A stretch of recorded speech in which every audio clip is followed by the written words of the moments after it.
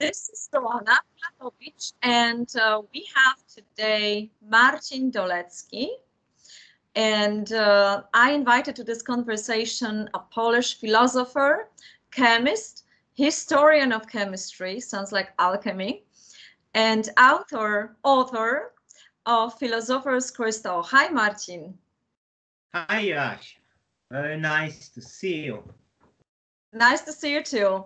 So, I have a topic for you today that it took actually philosophers a lifetime to figure out about the truth. So, are you ready? Yes, I think so. Fantastic. We live in the world where such sentences as create your reality, achieve your goals, everyone can have what he wants. These are all very, very popular these days. So how it is according to philosophical approach, can we really create our reality? To what degree? I will try to answer in relating to my philosophical concept called oneric personalism. Mm-hmm.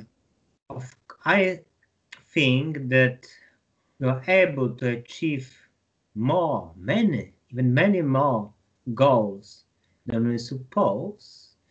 Nevertheless, there are some goals set by us or by other people which cannot be achieved. Mm-hmm.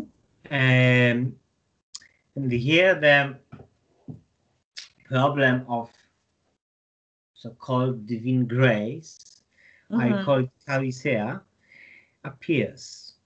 Divine grace, according to this concept I'm talking about, is an external factor which help us to achieve all our goals. And this factor traditionally is called, for example, in Christian thought, divine grace. In oneric personalism, the God is not personal. God is just pure being, so it's not a conscious being. So, Are you saying that God is not a conscious being according to concept? The So main who's grounding that grace, actually? Sorry for interrupting, but it's very interesting. The main thesis of oneric personalism is that we all are only dreaming, that we are persons. So all persons are on so-called surface of being. The core of being, pure being, has two forms. A transcendental ego, pure ego, I call it dwusmeyanic ego, and God. There are two aspects of the absolute.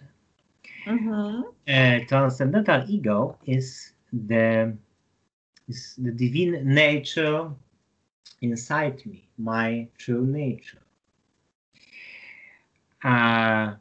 God is divinity outside me. So, divine grace is this external factor helping me to achieve my goals, and it cannot be bought, mooted off, or extorted in any way. Many people think that they could pray for grace, but I think it's a misunderstanding, because grace is maybe could be called force or something that we cannot achieve by our means. So the name is very similar to, for example, Christian concept of grace, but the ideas behind differs substantially. And yes, you said that we could achieve very much. Some people nowadays suppose that all could be achieved when we're trying really hard. But sometimes it will not suffice. I think that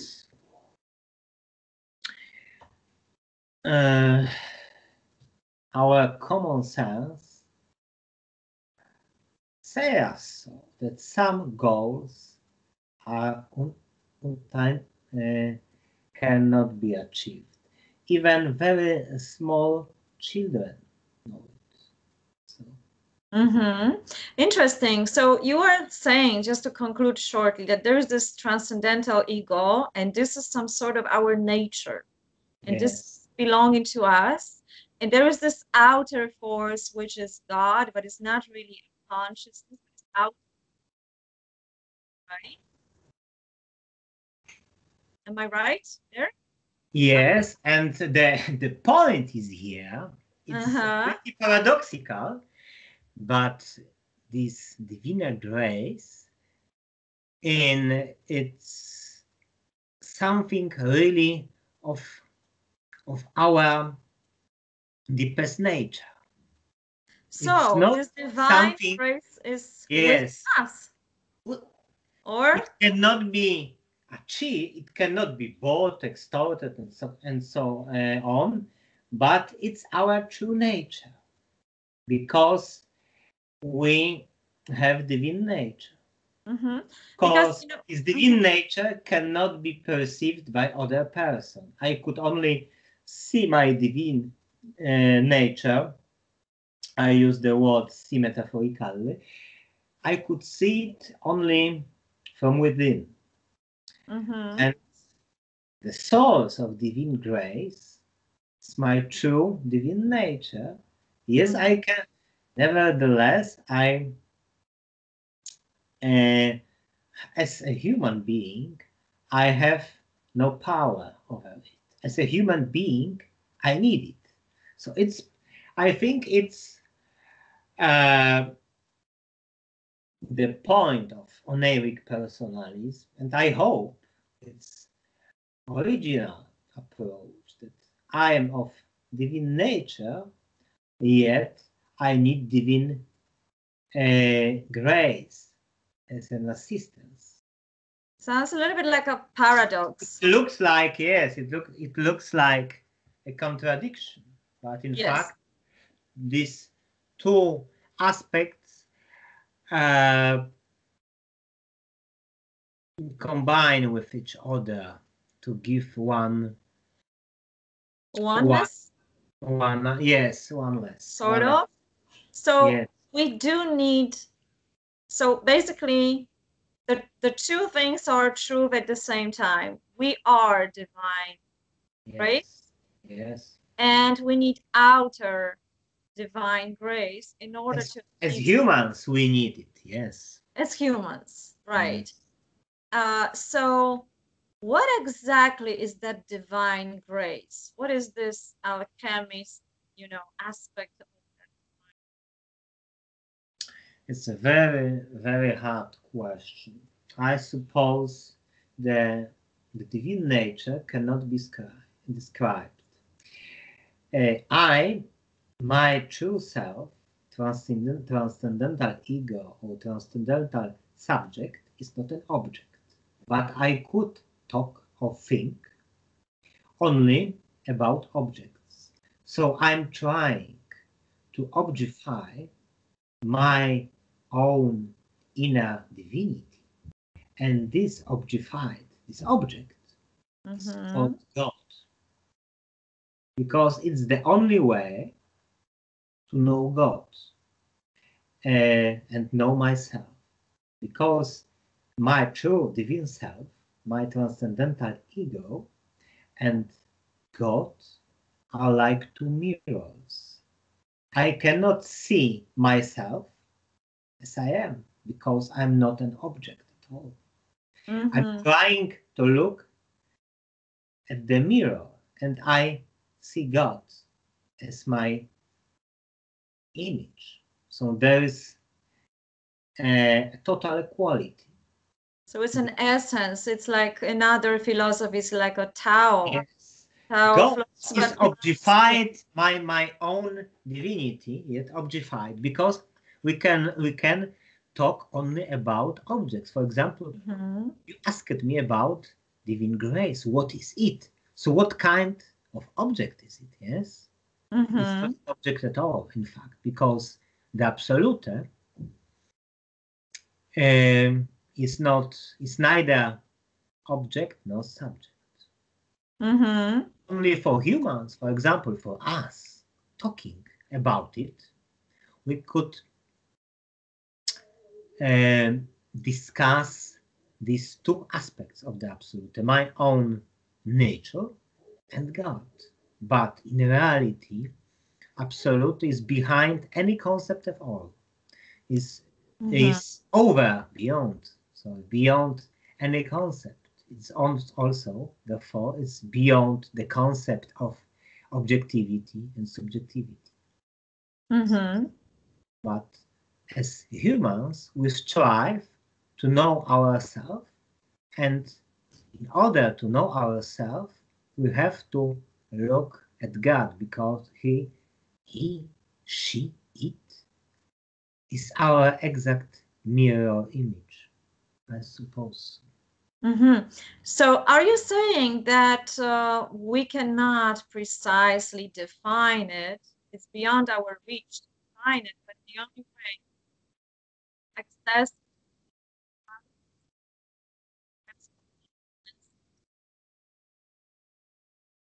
to some people they claim that we have to define grace.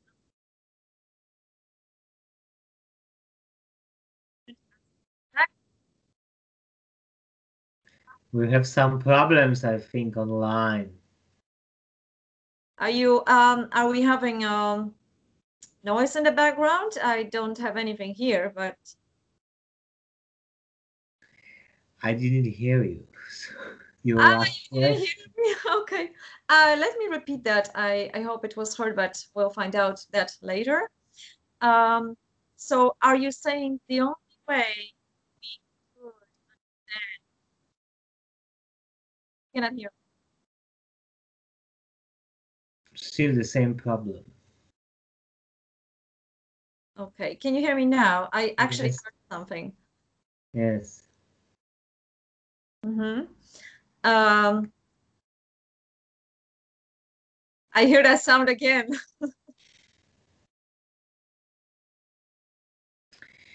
I can hear you very And well, the, though. yes, the top, yes, Mhm. I was saying that we cannot describe that, but we can maybe experience it. We can feel it, that yes. grace, perhaps. So it's like this. Would you agree? It's like a life that primal force.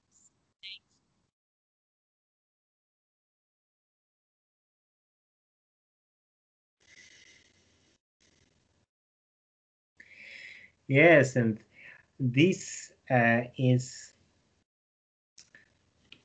true, what you said, that we could experience it. I think that all of us experience the effects of this grace, and so these considerations, metaphysical considerations, are very practical, in fact, because uh, they help us to cope with our our external layer of beings. Mm-hmm. According to Naivic personalism, the working life or waking life is just one world, and We have a lot of them.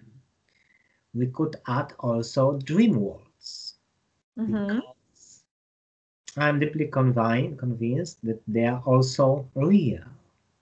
So this transcendental ego is called Vusmayanic ego in Oniric personalism, because a Vusmayan is changing as a changing world. It could be a dream world or our waking life. And if we realize it, that our world is just one of these Vusmayans, and Vusmayanic ego is... Are you talking about Maya? Mayanic ego? Yes, yes, This that's untrue, this in yes. Indian philosophy, this lie about the world, like we are dreaming, we are in a dreaming state continuously. Yes, and from the one point of view, our dreams, our dream worlds are as real as our waking life. But from the another point of view, all these Vusmayas, this changing world, are unreal in comparison to the absolute being. So they are all like Maya. So they're all the same, whether we dream Yes, or alive, it's all yes, the same. and the practical effect of our consideration is, for example, that we cannot have real problems here on the surface of being in this life. They are all unreal. That would be good. That would be good. We are more real than all objects, all persons from all Vusmayans, from our waking life and from dreams. So I think it's very optimistic, in fact. We cannot have real problems. Yes. I sense a little bit of danger right there, because if it's not real, then people say, okay, I can fly, let me try. Oops, didn't happen. How can we practically use that approach? It is a holistic sense in our life. Perhaps just give us a distance.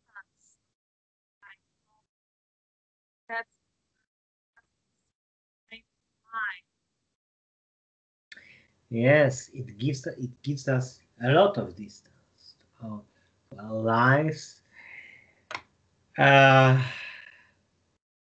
All those males appear and disappear to me, to Vusmayanic ego.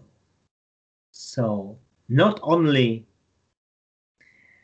ordinary dreams, but also our waking lives, because our dreams and our waking life share the same fundamental metaphysical traits, because they are fundamentally the same kind of being. They appear and disappear to me. So it's not so that we appeared in the world and we will die and our world will last. Conversely, our world appeared to me, to my true ego. This true ego is not perceived by eyes, by other people. It could be only experienced from within. And this world, just like other nightmares, just like dreams, one day will disappear. And I will last. How do you know I will last? All our problems are not so grave.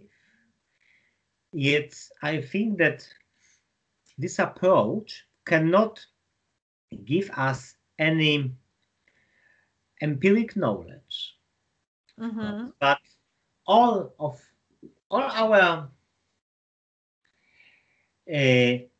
our attitude, our practical attitude to life could change substantially when we think of our life as of a dream. Yes, we could be in peace with ourselves. We could be just happy. Felicitas in Latin, yes. And this happiness, no one could take this happiness from us. No one is in position to enslave us. We are totally free. Of course, it doesn't mean that we could make all stupid things, for example, because there are some consequences. Life's dream, but let's make it a good dream, a nice dream to us and to others. So the moment we know, yes, the moment we know we're dreaming, that gives us this distance. yes, because we need to make sure that from the logic point of view, it sounds very good. Okay, I'm in a dream, so from now on, I feel like this. That is okay.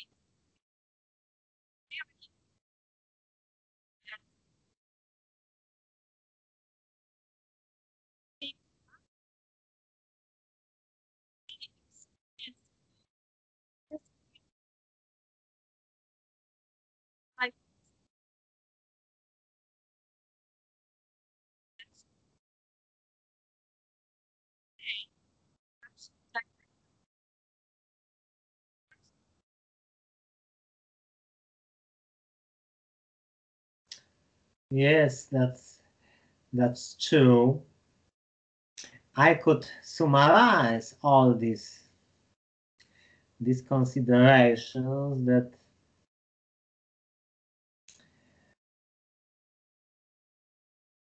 just what could I add?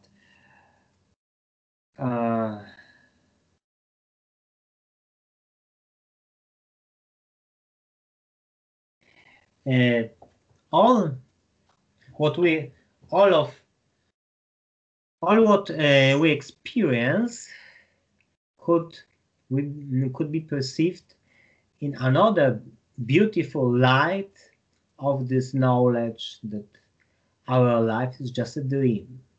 And just let's use it. Of course, a philosopher works with arguments, not with seeing. I think that seeing is on the top, but I cannot convince anyone that life is a dream if he's not, he or she, of course, is not convinced herself or himself. So this is an inner job. Trying to see we use it. Yes, but as philosophers, we could talk about consequences. Yes, we could say, let's assume that life is a dream. What are metaphysical, ethical, aesthetical, even consequences of it? And the biggest consequence is the world in this light, in the light of this knowledge, is extremely beautiful. So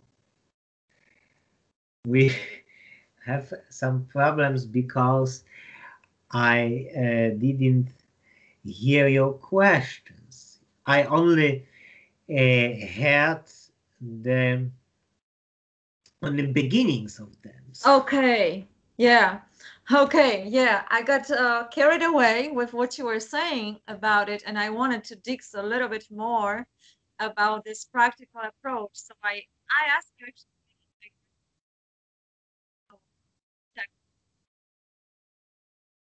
I do not hear you.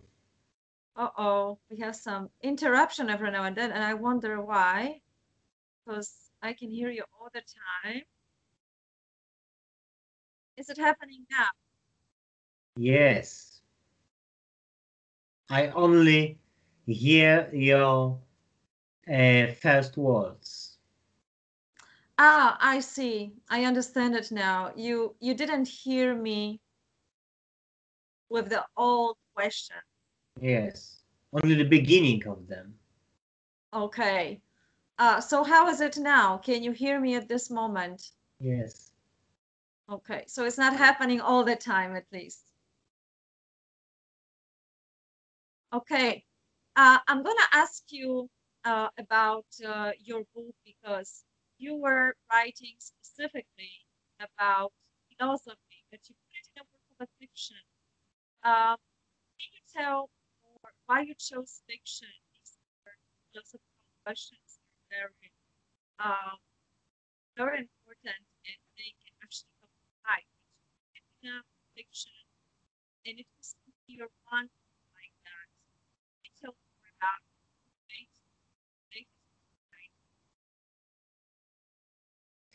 Yes, I wrote and published a book about a boy and a girl traveling in time and talking with some famous philosophers from the past. My protagonists live in an totalitarian empire, so there Mm-hmm. is a menace constantly over them because they are aware of the fact that finally they will return to their homes. And they met some thinkers um, which um, have something important to say about metaphysics and the philosophy of religion. For example, they meet Saint Augustine in Hippo in Africa, and they talk with him about the concept of the Holy Trinity, about divine grace, of course. Sometimes Augustine is called Doctor Caritatis, grace doctor. They meet René Descartes in Amsterdam because he lived there for a lot of years. They meet Adi Shankaracharya, one of the most famous Indian philosophers from the early medieval period. Finally, they meet um, a person talking about views of the Pope of atheism, Mm-hmm. Richard Dawkins. So, but the judgment about this whole concept is left to readers. So, and this book was published in Polish by Attica and later by Montag Press in California. Fantastic. So we can actually find it on Amazon, right? Yes, yes. I read that book some time ago. It was nice going back to my university studies when I learned about philosophy, and I probably would be a better student if I would start from your book at that time. Thank Really nicely translated too. Um, I have one more question because I think we're gonna finish for today part one of you. our conversation. I have more questions to you, but we're gonna find a better connection. In the meantime, I want to ask you today one more thing. If tomorrow there will be some sort of gonna have to face apocalyptic world, what would you uh, tell to people? What would you read that message to people like?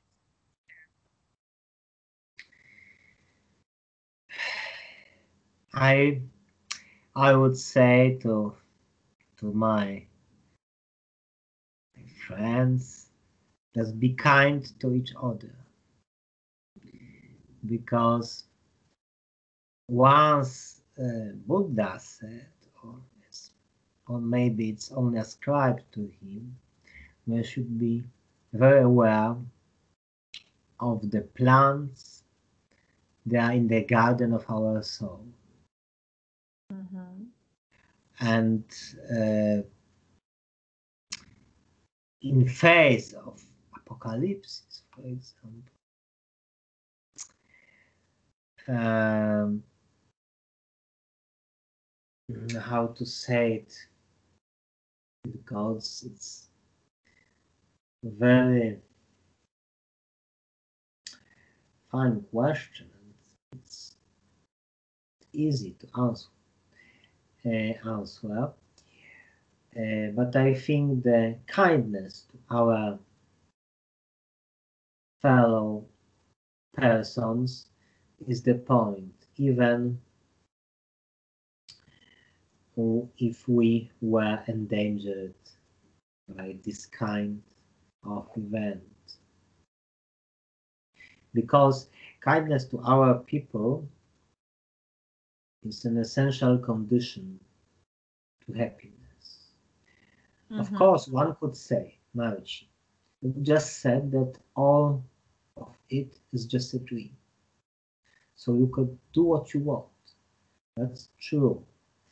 But I didn't know any person who is uh, cruel, bad to the people and happy at the same time. It's just this practical approach in all situations. Mm-hmm. So In our way to. peace, in war. Mhm. Mhm. Yeah, it makes a lot of sense. People who are actually in a service to other people, they seem to be more calm, peaceful, happy.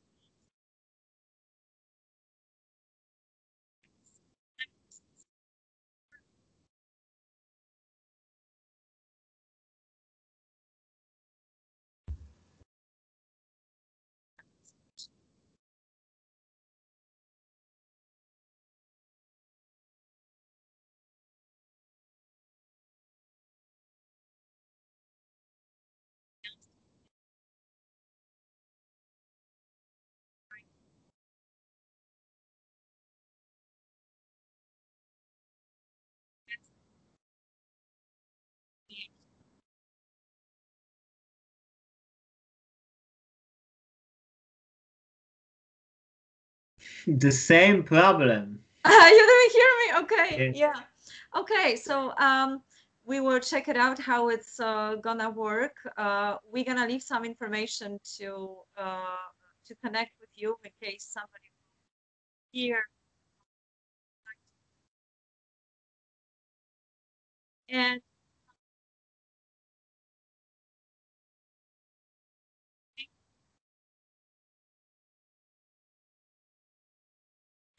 bye. I